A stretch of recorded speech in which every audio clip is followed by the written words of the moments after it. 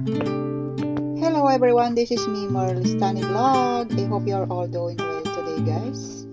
Ayan, sa araw pong ito ay papunta na po ako ng Clark International Airport guys. Ito po yung pinakamasakit na part bilang isang OFW. Ayan, na iwanan ulit ang mga mahal sa buhay para sa ganun ay makipagsapalaran ulit sa ibang bansa. Ayun guys, ako po ay nakasakay sa bus patungong Clark. Galing po ako ng San Carlos. Ayan. At kailangan po ay Dao ang sasakyan mong bus.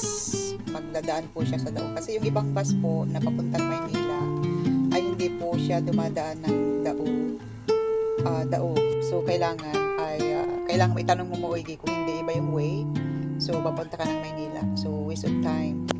So ayan, pumunta po ako ng San Carlos kasi mas okay po yata yung 67, 75.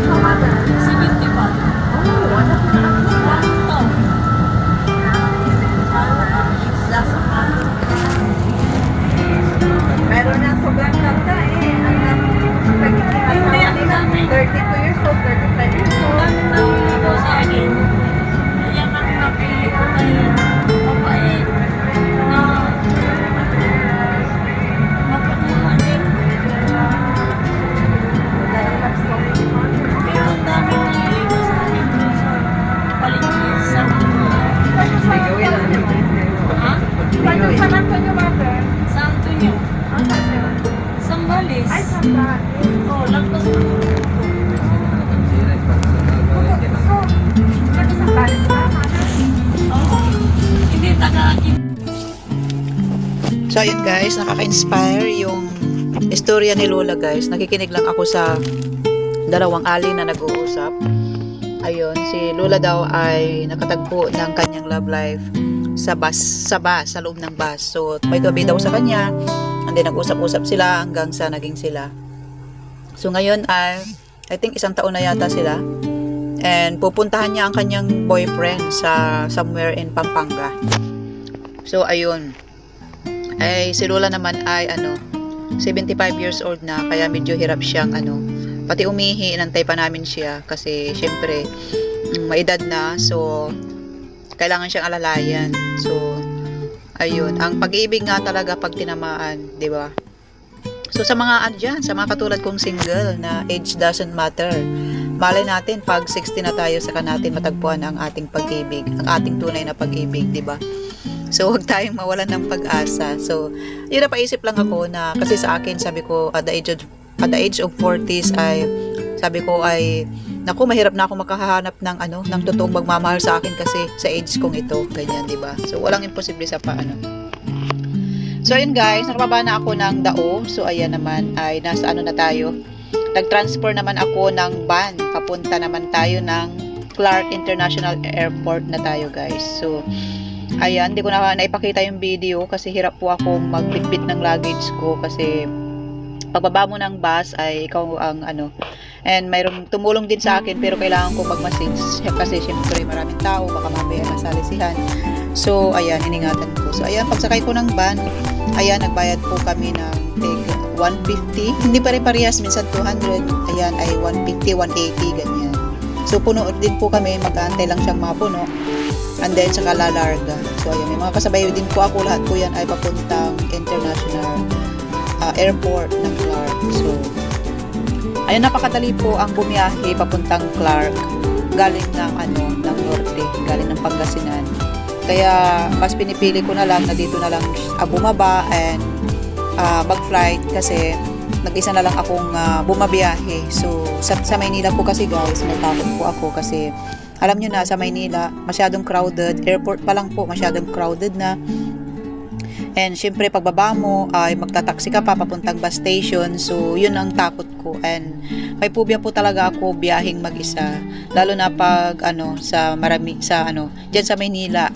So syempre bitbit ko lahat, ako lang mag-isa. So sanay kasi ako na sinusundo ng aking asawa ng may sasakyan. So ayun, nung na-try ko dito sa Clark na mag-isa ay nawili na ako. So kung wala akong imi-meet dyan sa Maynila, last time na ako dyan sa Maynila, nung unang time na baba ko ay wala akong, siyempre unang naman namatay na yung asawa ko. Nakipag-kita ako sa mga dating ka-team. Ayan.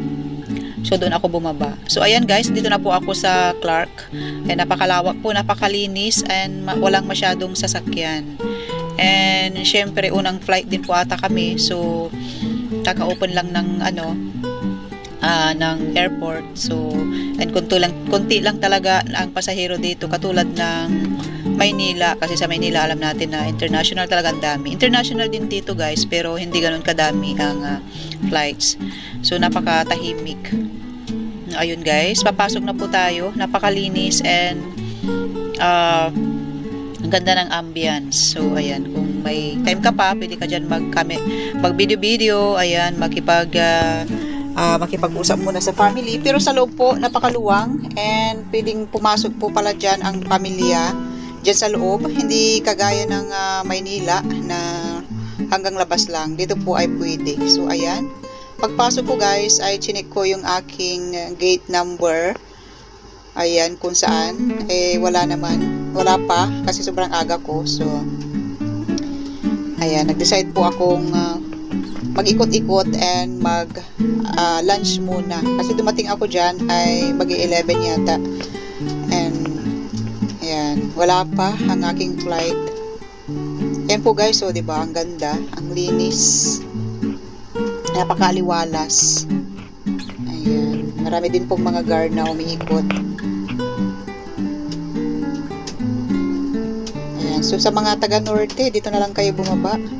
Dito na lang din kayo mag-flight, and napakaganda din po ng kanilang sistema sa pag-asikaso ng mga luggage nyo, kasi hindi kagutulad ng dati na ang tagal mag-antay, ganyan. Pag dito kasi, syempre maliit lang, mabilisan lang ang pag-aantay ng bagahe, and may camera po na habang nag-aantay ka ng iyong bagahe ay makikita mo yung mga bagahe na lumalabas sa conveyor na naka-TV, naka-cam. So malalaman mo kung nandiyan na yung sayo. So ayan guys, napakaganda, and dyan po ako kumain guys, pero umikot-ikot muna ako. At ito po ay Korean restaurant, and halo po siya, may Korean and may Filipino food. So more on Korean po siya. And syempre dahil nasa loob tayo ng airport, so what do you expect, diba? So mahal talaga. Water, lahat mahal po talaga. Alam nyo guys, nagbaon po ako dyan ng pagkain, kasi parang 2 meal ako kakain, lunch and dinner. Ako po ay nagbaon ng pang dinner. So ayun, yung lunch ay pwede naman dyan sa labas. Mas mura kasi dyan pag hindi ka pa naka-check-in. Mas mura pa dyan ha. Yung mga halagang lugaw na 400, mas mura pa dyan pag compare sa pagpasok mo.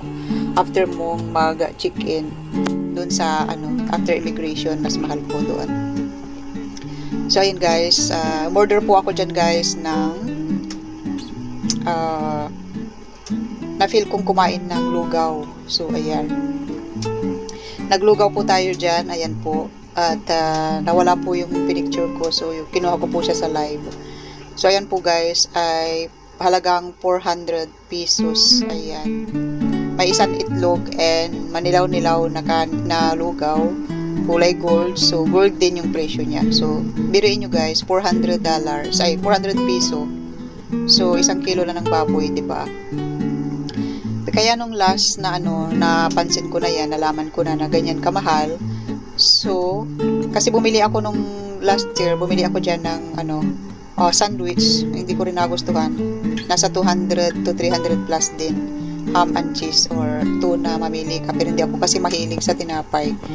So ayun, after ng check-in, nandito na tayo guys. Ayan, mga pasalubong, mga chocolates. Mahal din po guys, compare sa pinagbibilihan natin dito sa Central, sa Hong Kong. Napakamahal. So ayan, pero ang gandang mag-ikot kasi napakaliwalas and hindi siya crowded. Mabibilang mo lang talaga ang mga tao na naglalakad at bumibili. Minsan nga wala talagang bumibili. So, ayan. Diba, pansin nyo naman kung gaano katahimik and gaano kalinis. At iilan lang po yung mga pasahero pa. So, ako yata yung pinakauna dyan. Ako kasi yung tao na mas gusto kong nag-aantay kaysa nagmamadali.